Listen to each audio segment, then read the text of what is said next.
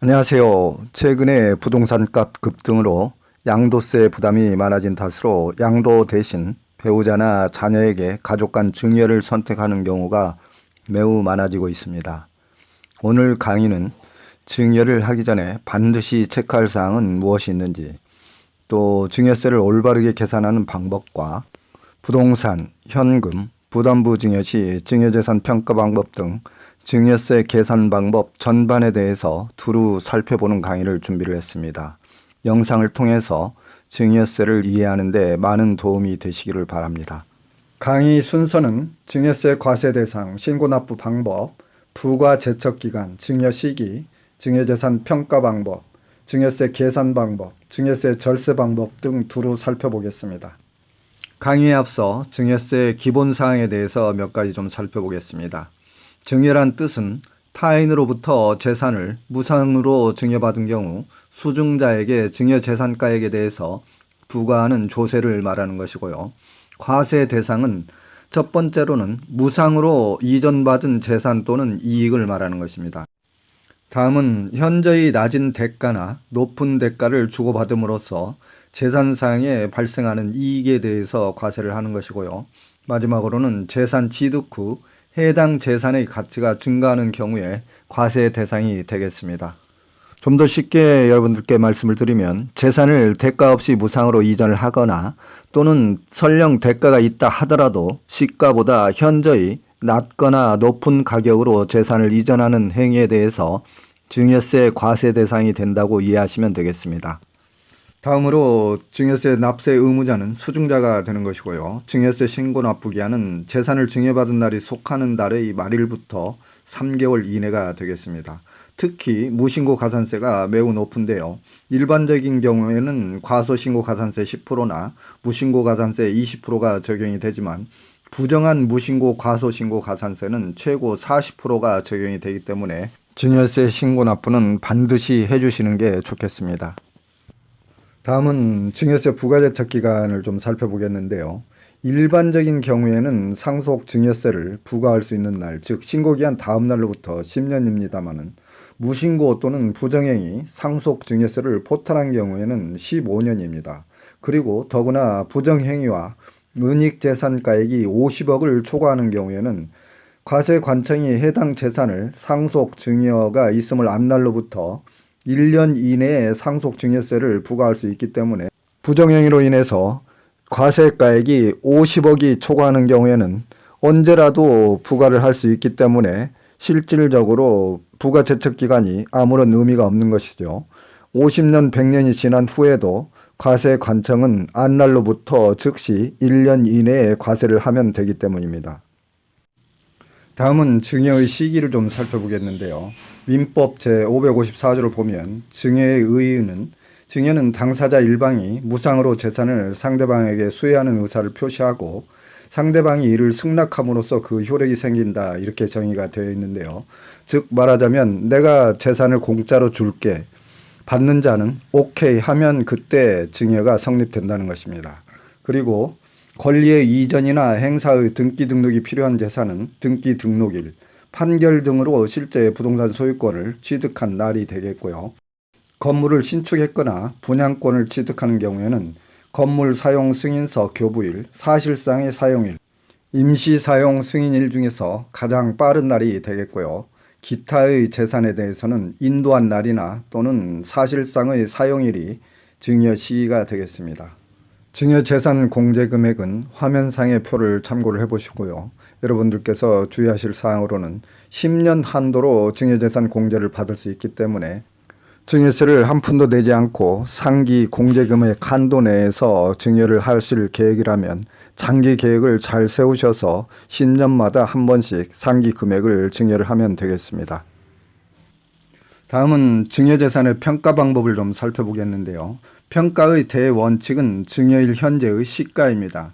다만 시가 산정이 어려운 경우에는 재산의 종류, 규모, 거래 상황 등을 감안해서 보충적 평가 방법에 따라 평가한 가액을 시가로 본다, 이렇게 되어 있는데요.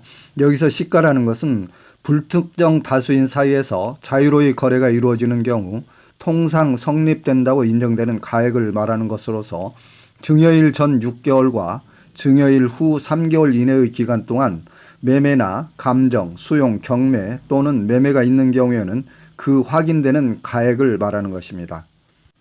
다음은 시가 산정이 어려운 경우에 증여재산의 평가 방법을 보충적 평가 방법에 의한다, 그렇게 되어 있는데요. 보충적 평가 방법으로서 토지는 개별 공시지가가 되겠고요. 주택은 부동산 가격 공시 법률에 의해서 개별 주택 가격 및 공동주택 가격으로 평가를 하는 것이고, 일반 건물은 신축 가격 기준액, 구조 용도, 위치나 개별 건물의 특성 등을 참작을 해서 매년 1회 이상 국세청장이 산정 고시하는 가액으로 평가를 하게 되겠습니다. 지금까지 증여세 신고 납부 방법, 평가 방법까지 증여세 기본 사항에 대해서 종합적으로 좀 살펴보았고요. 이제부터는 이번 강의의 핵심인 증여세 계산 방법에 대해서 여러분들이 좀 정확하고 알기 쉽게 이해할 수 있도록 살펴보겠습니다. 다음은 증여세 계산 방법을 좀 살펴보겠는데요. 증여세 계산 방법은 매우 간단합니다. 증여 재산가액에서 증여 공제가액을 차감을 하고 증여세율을 적용을 해서 누진 공제액을 차감을 해주면 실제 증여세 산출세액과 납부세액이 계산이 되겠습니다. 실제 증여세 계산 사례를 좀 살펴보겠습니다. 예를 들어서 배우자에게 현금 증여 10억을 했을 경우에 과세 표준은 증여재산가액 10억에서 배우자 증여공제액 6억을 차감을 해주면 과세 표준은 4억이 나오겠고요. 여기에 증여세 세율 20%와 누진 공제액 1천만 원을 공제하게 되면 실제로 증여세 납부할 세액은 7천만 원이 되겠습니다. 증여세 세율표는 화면상의 표를 참고를 해보시기 바랍니다. 다음은 부담부 증여의 증여세 계산 사례를 좀 살펴보겠습니다. 부담부 증여란 배우자나 자녀에게 부동산 등 재산을 증여하거나 양도를 할 때 전세보증금이나 주택담보대출 등 은행 채무 등을 포함을 해서 이전을 하는 것을 말하는데요. 예를 들어서 주택가액 10억, 전세보증금 5억을 자녀에게 증여를 하는 경우에 증여세 과세표준은 주택가액 10억에서 전세보증금 5억과 증여재산 공제 5천만 원을 차감을 하게 된 4억 5천이 되겠고요. 증여세 산출세액은 8천만 원이 되겠습니다. 다음은 부담부 증여 시 주의해야 될 사항을 좀 살펴보겠습니다. 부담부 채무액은 국세청에서 반드시 사후관리를 하게 되기 때문에 추후에 부담부 채무액을 누가 변제했는지에 따라서 자녀의 소득이 아닌 부모 등의 금정으로 채무를 상환하는 경우에는 증여세를 추가 납부하게 되기 때문에 반드시 자녀의 소득으로 상환을 하도록 해야 되겠습니다. 그리고 부담부 증여 시 특히 여러분들께서 유의하셔야 될 사항으로는 부담부 채무액만큼은 증여자가 실질적으로 양도한 것으로 간주를 하기 때문에 양도소득세가 과세가 되겠습니다. 따라서 부담부 증여에 대한 양도소득세 계산 사례를 좀 살펴보겠습니다. 예를 들어서 부동산가액 10억, 은행 대출 채무 1억, 부동산 취득가액 4억인 부담부 증여에 대해서 양도소득세를 계산을 해보게 되면 양도가액은 증여가액 곱하기 채무 비율이기 때문에 채무 비율은 총 증여가액 10억에서 채무액이 1억이기 때문에 채무 비율이 10%가 나오겠습니다. 따라서 양도가액은 증여가액 10억 중에서 채무 비율 10%인 1억이 되겠고요. 취득가액은 취득가액 4억 중에서 채무 비율이 10%이기 때문에 취득가액은 4천만 원이 계산이 되겠습니다. 따라서 양도차익은 양도가액 1억과 취득가액 4천만 원을 뺀 나머지 6천만 원의 양도차익을 가지고 양도세율을 적용을 해서 양도세를 납부하시면 되겠습니다.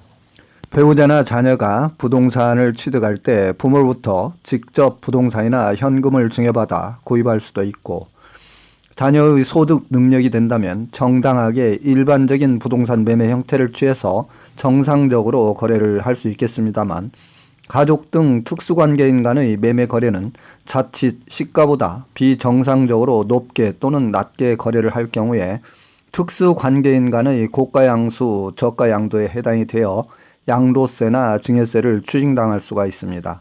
따라서 가족 간 부동산 매매 거래에 있어서 양도세와 증여세 문제가 어떻게 발생이 되는지 자세히 살펴보도록 하겠습니다. 가족 간 매매 거래는 객관적으로 정당한 거래여야 하기 때문에 계약서와 거래 내역에 대한 자금 출처 증빙을 완벽하게 갖추셔야 될 것 같고요.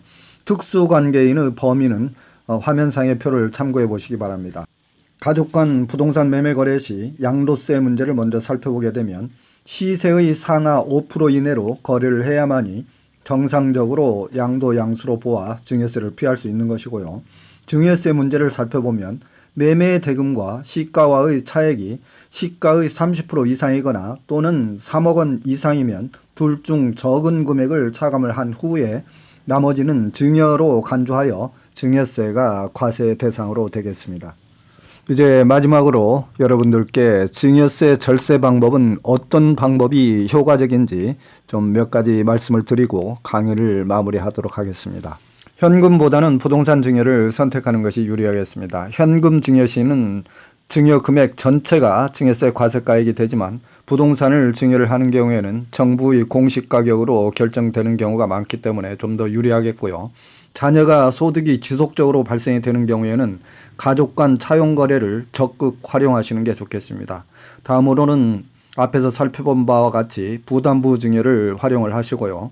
또한 10년 단위의 장기 증여 계획을 세워서 증여 공제 한도 내에서 10년 동안 순차적으로 증여 공제 한도를 받을 수 있도록 장기적인 계획을 세우시는 게 좋겠습니다.